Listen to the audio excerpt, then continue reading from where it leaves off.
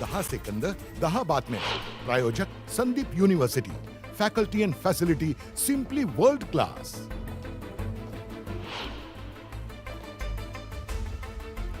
ST कर्मचारी बदल्यांचं app आजपासून सुरू होणार. एसटीच्या वर्धापन दिनी खुशखबर मिळण्याची शक्यता.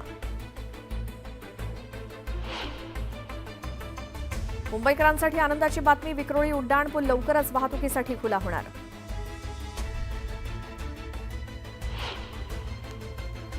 पुणे शहराला पाणीपुरवठा करणाऱ्या धरणांच्या पाणीसाठ्यात 18 दिवसात 1.5 टीएमसी पाण्याची झाली घट. धरणातील पाणीसाठा मागील वर्षीपेक्षा थोडा अधिकच. एसटी प्रवाशांनी कमी गर्दीच्या हंगामात प्रवास करताना आगाऊ आरक्षण केल्यास त्यांना 10 ते 15% सवलत. फ्लेक्सीफेअर योजनेचा शुभारंभ.